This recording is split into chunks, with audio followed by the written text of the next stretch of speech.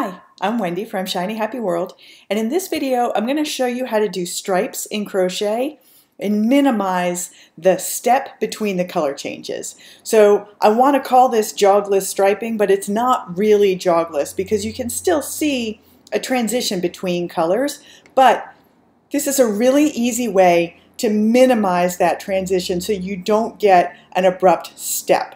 And I'm going to show you, this is the stuffed animal. So this is Ringo Rabbit, and when I did his striping on the back, you can still see where I changed colors. There's a little ramp up, but it's not as an abrupt a step. And that's what I'm going to show you how to do in this video. Okay, in this video, I'm going to show you how to do crochet with jogless stripes. And I say that, and that's not really 100% true.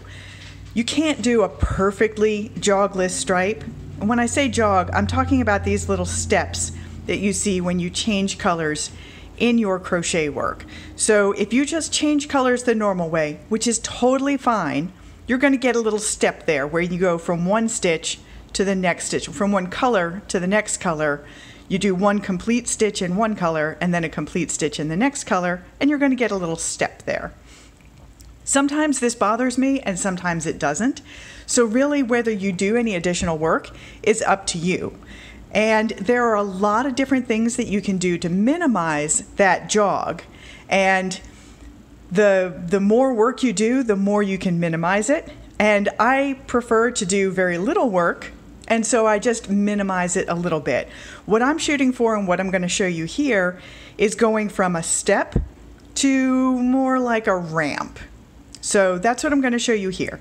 So this is a piece where I didn't do anything except change colors the normal way. So you get a step for every one of those color changes.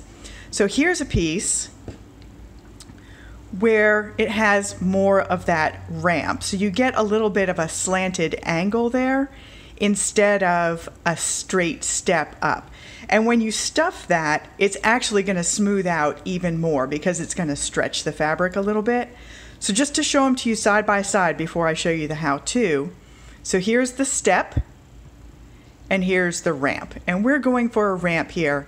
And this is a really, really small, simple modification that you can do that's almost no extra work to minimize that. If you're looking for some tutorials on almost completely eliminating that seam there, that kind of angle up, you can Google on in YouTube and find some other videos on how to do it. But just be aware that the more you minimize it, the more work it's going to take. So you will find some out there that are pretty labor intensive and what I consider crazy, but that's because the step ups don't really bother me too much. So I'm going to do one more in a single crochet. I'm going to do the last green stitch here before I change out. So I go in, pull it through, and remember with a single crochet, normally you would grab that loop and pull it through these last two, but when you're changing colors, you grab it, your new color, and pull that through. Whoops, I didn't quite catch it all. Split my yarn there. All right, there we go. So you can end up with it looking pretty loose there, especially as you work it a little more. Don't worry about that. So to get that ramp instead of the step, what we're going to do is instead of doing a single crochet for your next stitch, we're going to do a slip stitch. So just go in. For a slip stitch, you pull through, and instead of looping and pulling through again, you just continue to pull that all the way through. And now I'm just going to do some regular single crochets. I'm going to do just a few of them, just so that the yarn is pretty secure. And then I'm going to go in and show you how to tie that knot off, because see how your stitches are kind of loose here? So in Stacy's original video on color changing, this part got cut off, part of it got cut off, and you can still see what she's doing, but you just are going to pull those until they look like all the other stitches. This is a little loose bit because that's where I split my yarn. But you want to pull it until it looks like all of the other stitches instead of loose. And then you just take your two tails and you just do a simple square knot. So I'm doing pink over green, and then I'm going to do green over pink.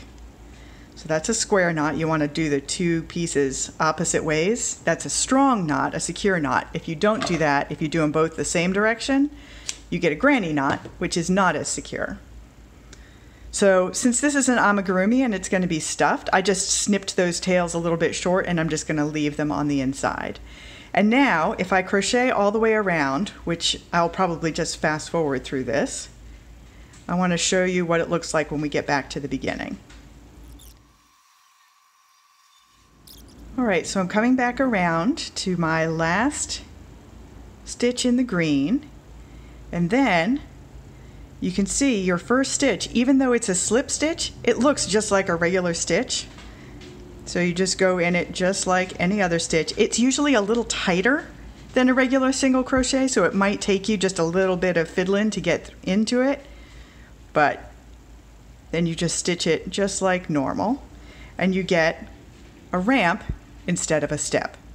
Now, one thing to keep in mind, on this section of this pattern, I was just straight stitching, so it's just single crochet over and over again all the way around. If you were doing an increase or a decrease round, usually that increase or decrease falls in the first stitch of the new round, which is also often where you change colors. So what I do in that case, usually you'll have a section of instructions in the pattern that says something like single crochet twice in the next stitch and then single crochet in the next 3 stitches after that. So what I'll do is I'll count that slip stitch as my first single crochet.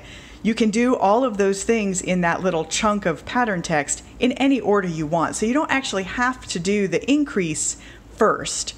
So I'll do that that slip stitch count as my first one of the 3 single crochets I'm going to do. Then I'll do my increase, go 2 in the next one, and then I still have 2 single crochets left in that chunk of pattern. So I'll just do the next 2 single crochets. And then after that, I'll just continue like the pattern normally says. Single crochet twice in the next stitch, and then single crochet in the next 3 stitches. It's only in that first one where the color changes that I'll sometimes swap the single crochet increase, the single crocheting twice in the same stitch, with one of the single crochets that come after that. So that's the only other thing that you really need to keep in mind for reading a pattern.